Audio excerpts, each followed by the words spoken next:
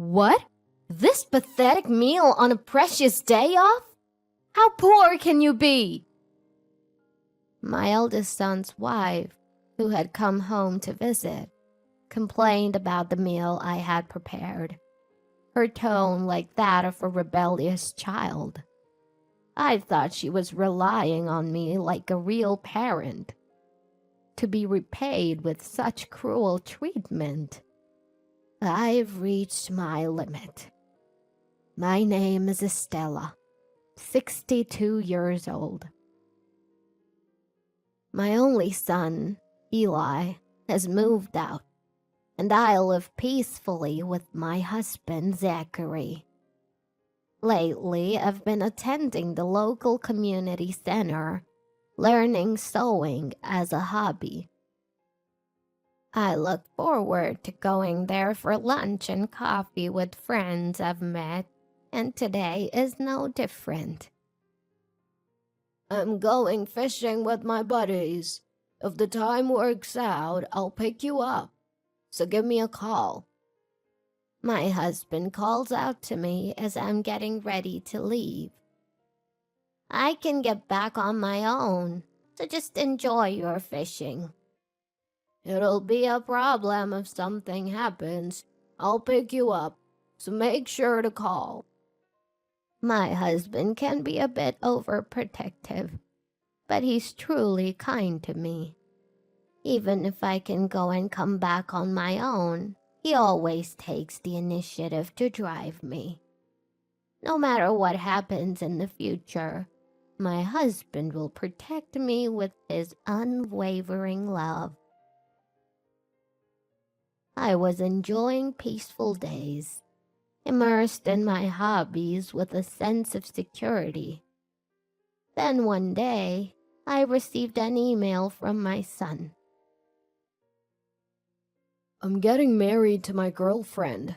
I want to introduce her this Saturday. Are you free? Eli is 30 years old and works in sales at a major telecommunications company. He hasn't been home except for New Year's celebrations lately, saying he's busy with work and we haven't been in touch at all. I was surprised by his sudden marriage announcement and hurriedly consulted my husband. Wow, he's finally getting married. I've been worried that he's 30 and still doesn't have a girlfriend. I'd love to meet her. My husband was genuinely happy about our son's marriage, but I was a bit worried. Eli, like his father, was friendly and gentle, but his small flaw is being too tolerant of everything. Even in elementary school, he didn't care if a friend didn't return the last pencil he lent. Because of that, pencils and erasers kept disappearing, and he was always without. I hope he can firmly tell her what he wants. He's too generous. With such concerns, we welcomed the day of the family meeting. The girl my son brought was very tall, beautiful, and elegant like a model. This is Maybelle. Introduced by my son, she bowed her head slightly. Her demeanor was like an actress's, and I was captivated. I'm Estella, Eli's mother. Please come in. I called out, but she didn't respond. Maybelle, you're so tall and beautiful. Where did you meet? At a mixing party set up by a colleague. I saw her working as a waitress at a restaurant, and I visited her a few times at work. Her hard-working and beautiful appearance was really cute. You're really smitten with Maybelle. It reminds me of when I was young and crazy about your mother. The family meeting ended up being lively among the three of us. Whether she was nervous or considerate, she didn't join our conversation at all. I tried to engage her actively. "What did you like about my son, Maybelle?" When I asked, she simply replied, "Nothing in particular." "Would you like coffee or tea?" I asked. "Juice is fine," she answered. Her way of speaking was like that of a small child. After she left, I asked Eli, "Is she always like that? She doesn't talk much, or rather, she's quiet, or maybe even unfriendly." "Yeah, she's always like that." I don't mean to speak ill of her, but I was a bit concerned that she didn't greet us properly or use polite language. Eli then passionately explained, "Actually, she's a child born when her parents were high school students. They married right after graduating, but divorced due to constant fighting. I want to support her, having grown up in such a tough situation." "So that's the case. Then you must make her happy. Do your very best." I decided to warmly support my son and his wife as they started their new life. But after the wedding, my daughter-in-law started calling my mobile phone frequently. "I'm shopping, but I'm a bit anemic and tired. Can you come pick me up?" Are you okay? Where are you?" "I'm at the supermarket near the station. I'm sitting on a bench, so come get me." She would ask for various things, using language worse than a real daughter would use with her mother. At first, I was happy to be relied upon as if she were my real daughter, but it became annoying when she called for trivial things all the time. "The groceries I bought are too heavy to carry home. I accidentally made a reservation at the wrong beauty salon. Can you drive me to the next town? It's pouring rain and I can't ride my bike home. Come pick me up." Calls like these came in all day long. While I was at the community center, I asked my husband to handle it, but sometimes he couldn't because he occasionally worked as a security guard. "Sorry, can you take a taxi today?" I'd say, and she'd reply, I'll do that if you pay the fare." I was undoubtedly being treated like a handyman. Whether it was due to her upbringing or not, my daughter-in-law's personality seemed quite twisted. Why did my son marry such a woman? How long will this situation continue? During a time filled with such doubts and anxieties, Eli came home alone. I asked him directly, "Why is Maybelle so selfish? She's beautiful, sure, but with that personality, it must be hard to be with her, right?" Eli hung his head a little and began to explain how they ended up getting married. He was smitten by her beauty and asked her out, but it wasn't easy. She demanded that he do whatever she said as a condition of dating, and he accepted it all. So that's why she's so spoiled. I regretted raising my son to be too weak and tolerant. After a while of no contact, my son said, "We'll come home together on the next holiday." and I prepared dinner to welcome them. But my daughter-in-law looked at the food I made and snapped. "What? Fried chicken and omelets? This isn't a kid's field trip, you know. Serve something like steak. How poor can you be to serve such a pathetic meal?" She berated me with the crude language of a delinquent. "I'm sorry. I should have told Mom about your favorite foods. My son bowed his head, looking defeated. Being manipulated by his wife and losing control, he is too good-natured. His wife, taking Eli's submissive attitude for granted, said, "Oh, I don't like raw fish. If it's Japanese food, I'd prefer meat sushi with roast beef or prosciutto. I'll tell you the place I always go to, so hurry up and order delivery." Just as I was about to raise my voice, my husband stood up, his deep voice trembling with anger.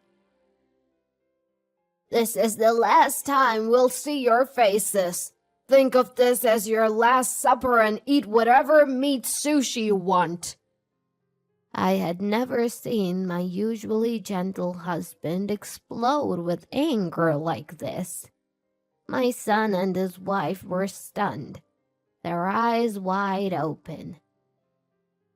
"What do you mean by the last?"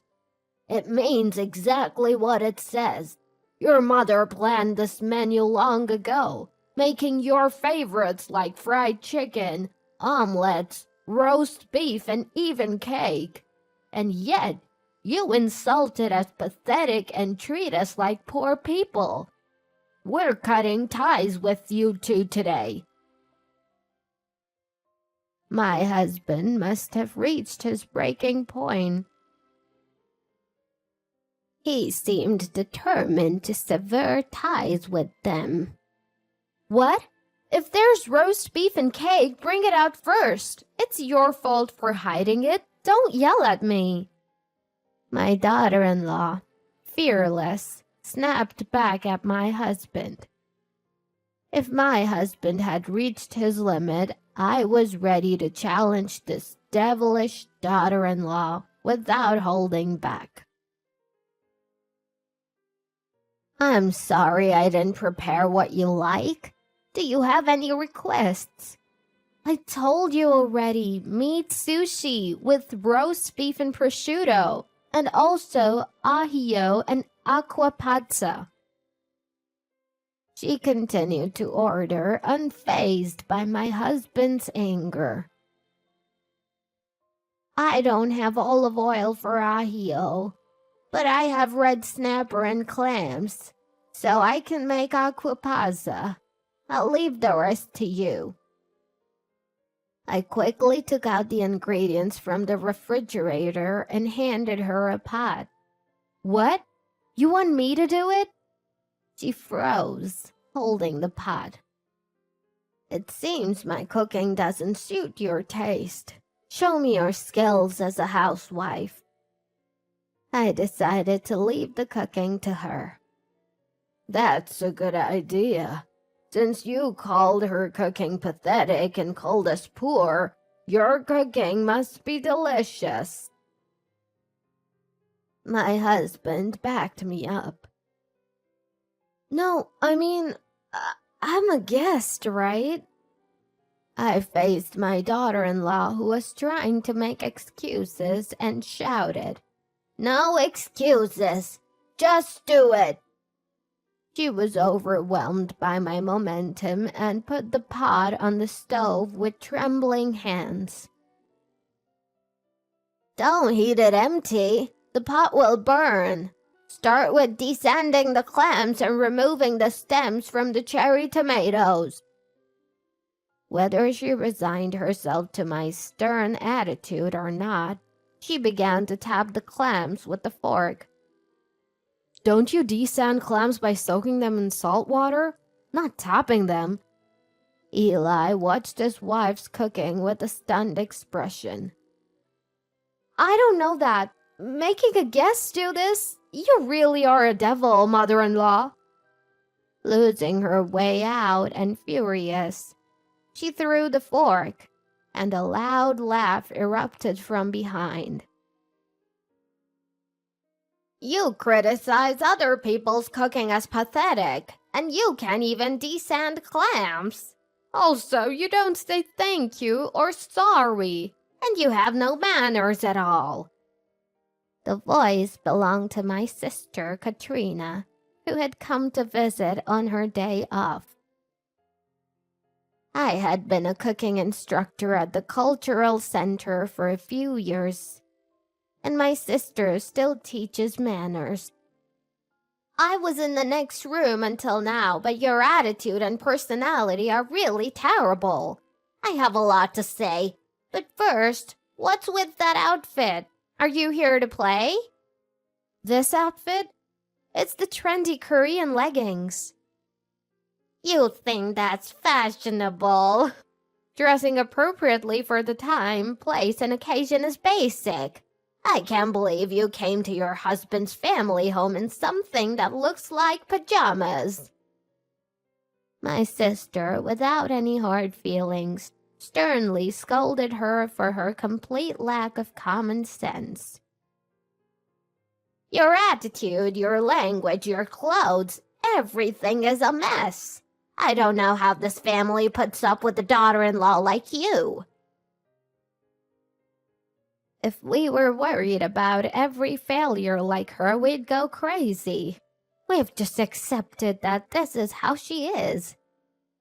Encouraged by my sister, I threw back words I wouldn't normally use. Then, my son and daughter-in-law began to argue fiercely. It's your fault for complaining about Mom's cooking. What? If you have a problem, tell these devil women. The problem is your attitude. Show some manners.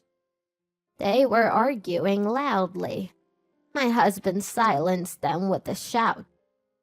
If you want to fight, do it elsewhere. If you have something to say, gather your thoughts and come back another day. I'll listen just once. My husband glared at them with a terrifying expression I had never seen before. Overwhelmed by his furious momentum, the two hurriedly left.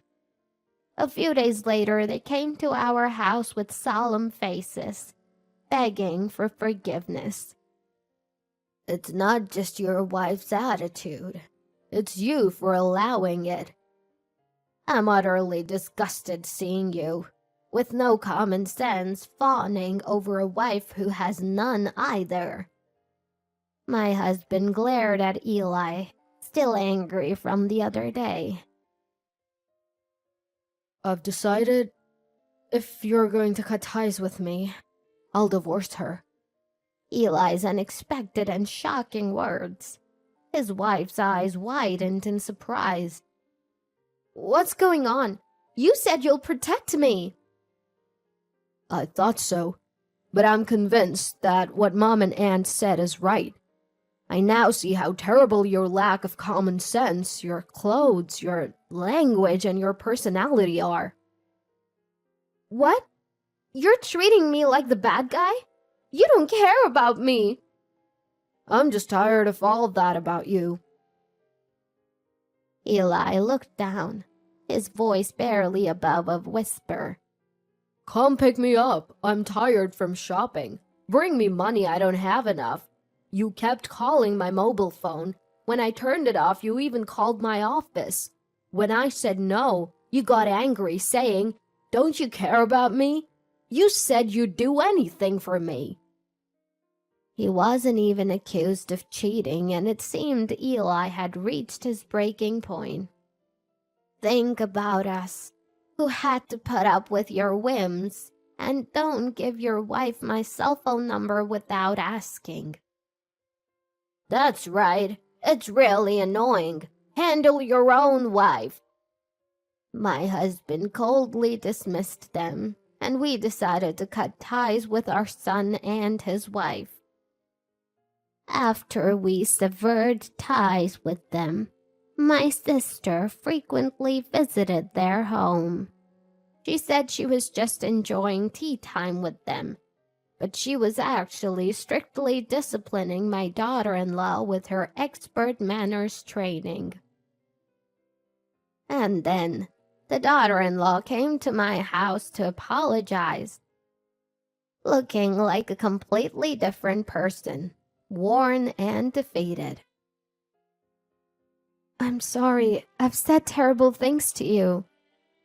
She bowed her head, handing over an envelope filled with cash as a token of apology and the taxi fares I had paid for her in the past. No matter how much you apologize, I will never forgive you. I coldly pushed her away and she slumped in despair. Eli and she had been living separately within the house, and it seemed that divorce negotiations would begin soon. However, she couldn't get in touch with her biological mother, and she had neither a place to live nor any money. Driven into a corner, she seemed to realize how much her words and actions had troubled others. But it was already too late. The stormy days with our son and his wife passed, and my husband and I returned to our peaceful daily lives, enjoying our hobbies. I was thinking that Eli should find a new wife as soon as possible, and to my surprise, he actively started dating and quickly found a new girlfriend. She was Japanese, a graceful woman who enjoys traditional Japanese arts like tea ceremony, flower arrangement, and wearing kimonos. She said she liked my son's slightly shy but tolerant and gentle personality. I had once regretted that personality, but now I feel that our parenting was not wrong. I'm going to the cultural class. All right, I'm going fishing. On the way back from our hobbies, my husband would apparently come to pick me up in the car. It seems that our son has indeed inherited his father's kind nature.